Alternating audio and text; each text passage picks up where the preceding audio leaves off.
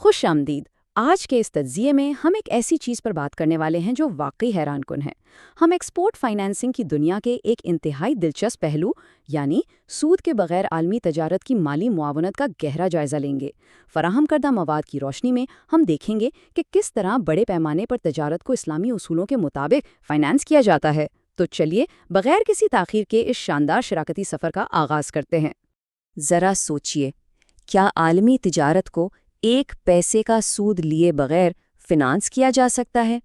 عام طور پر تو یہی لگتا ہے کہ سود کے بغیر بینکاری اور قرض کا نظام چل ہی نہیں سکتا، لیکن آج کا یہ تجزیہ اسی حیران کن حقیقت کو واضح کرے گا کہ کس طرح ایک مکمل اور منافع بخش تجارتی نظام بغیر کسی سود کے بالکل کامیابی سے کام کر رہا ہے۔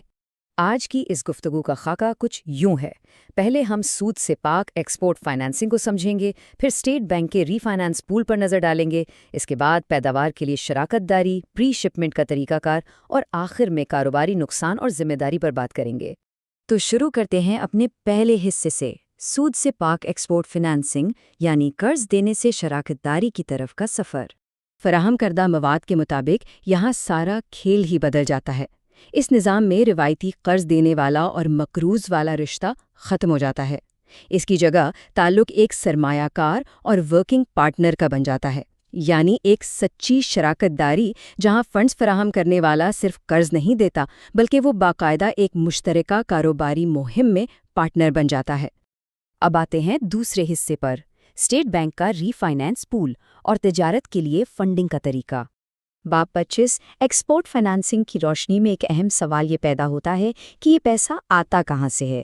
اسٹیٹ بینک آف پاکستان کی ری فائنانس اسکیم برآمد کنندگان کو سستے فنڈز فراہم کرتی ہے، لیکن سود سے بچنے کے لیے اس اسکیم کو ایک مشارکہ پول کے ذریعے اسلامی اصولوں کے سانچے میں ڈھال دیا گیا ہے، یعنی اسٹیٹ بینک محض قرض دینے کے بجائے اسلامی بینک کے ساتھ شراکت داری کر لیتا ہے۔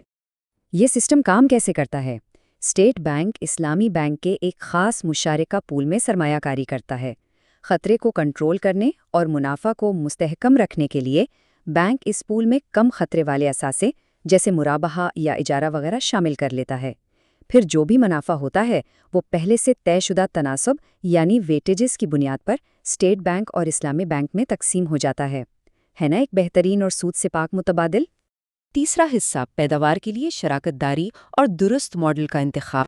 پری شپمنٹ یعنی مال بھیجنے سے پہلے کی فائنانسنگ کے لیے ہمارے پاس دو بنیادی شراکتی ماڈلز موجود ہیں۔ اگر برآمد کنندہ کے پاس اپنا کوئی سرمایہ نہیں ہے اور سارا پیسہ بینک لگا رہا ہے تو اسے مضاربہ کہتے ہیں، جس میں برآمد کنندہ صرف اپنی محنت لگاتا ہے، اور اگر بینک کے ساتھ ساتھ برآمد کنندہ بھی اپنا کچھ سرمایہ شامل کر لے تو یہ مشارکہ بن جاتا ہے۔ دونوں ہی صورتوں میں ایک مضبوط مشترکہ کاروباری رشتہ قائم ہوتا ہے۔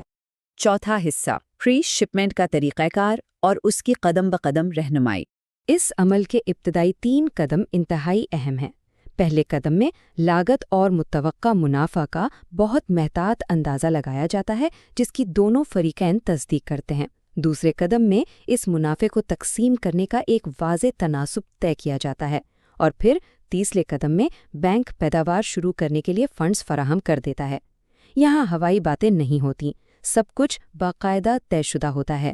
فنڈز ملنے کے بعد چوتھے قدم میں برآمد کرنے والا وہ اشیاء تیار کرتا ہے اور بیرون ملک ایکسپورٹ کر دیتا ہے۔ پانچویں قدم کے تحت غیر ملکی خریدار کی جانب سے رقم موصول ہوتی ہے، اور پھر آخری قدم میں برآمد کنندہ اس رقم میں سے بینک کو اس کے حصے کا منافع ادا کر دیتا ہے۔ اسی دوران اسٹیٹ بینک بھی اپنے مشارکہ پول سے اپنا حصہ وصول کر لیتا ہے۔ یہ پورا سائیکل کس قدر شفاف اور مکمل ہے۔ پانچواں اور آخری حصہ، کاروباری نقصان اور ذمہ داری یعنی خطرے کی شراکت۔ منافع کی بات تو ہو گئی، لیکن اگر حالات خراب ہو جائیں تو کیا ہوگا؟ یہاں اس نظام کا سب سے منصفانہ پہلو سامنے آتا ہے۔ اگر نقصان برآمد کنندہ کی غفلت کی وجہ سے ہو، مثلاً وہ غلط خریدار کا انتخاب کر لے یا شرائط پوری نہ کرے، تو نقصان وہ خود اٹھائے گا۔ لیکن اگر مارکیٹ کریش ہو جائے یا کوئی ایسا حقیقی کاروباری نقصان ہو جس میں برآمد کنندہ کی کوئی غلطی نہ ہو، تو سرمایہ کا وہ نقصان بینک اور اسٹیٹ بینک کے مشارکہ پول کو برداشت کرنا پڑتا ہے۔ فراہم کردہ مواد کی ایک عبارت اس بات کو بالکل واضح کر دیتی ہے کہ برآمد کنندہ کا شراکت دار ہونے کی حیثیت سے بینک ہر اس نقصان کو برداشت کرنے کا ذمہ دار ہوگا جو برآمد کنندہ کی غفلت یا بدعنوانی کے علاوہ کسی اور وجہ سے ہوا ہو۔ یہ اصول ثابت کرتا ہے کہ بینک صرف منافع نہیں کماتا بلکہ ایک سچے شراکت دار کی طرح غیر متوقع کاروباری نقصانات میں بھی برابری کا شریک ہوتا ہے۔ اور اس پورے تجزیے کا نچوڑ یہی ہے کہ ایک حقیقی شراکت داری خطرے اور انعام کو یکجا کرتی ہے۔ سود پر مبنی نظام میں ایک فریق کا منافع یقینی ہوتا ہے، چاہے دوسرے کا دیوالیہ نکل جائے، لیکن اس شراکتی ماڈل میں خطرہ اور انعام ساتھ ساتھ چلتے ہیں، جس سے دونوں فریقین کے لیے مکمل انصاف اور برابری یقینی بنتی ہے۔ اب ذرا اس بات پر غور کریں، جب اتنی بڑی بین الاقوامی تجارت اور ایکسپورٹ فائنینسنگ کا پہیہ بغیر کسی گارنٹی شدہ سود کے محض مشارکہ اور مضاربہ جیسے مشترکہ خطرے کے اصولوں پر اتنی کامیابی سے گھوم سکتا ہے، تو یہ شراکتی اصول معیشت کی دیگر حصوں کو مزید کتنا بہتر بنا سکتے ہیں؟ یہ واقعی ایک انتہائی غور طلب اور دلچسپ سوال ہے۔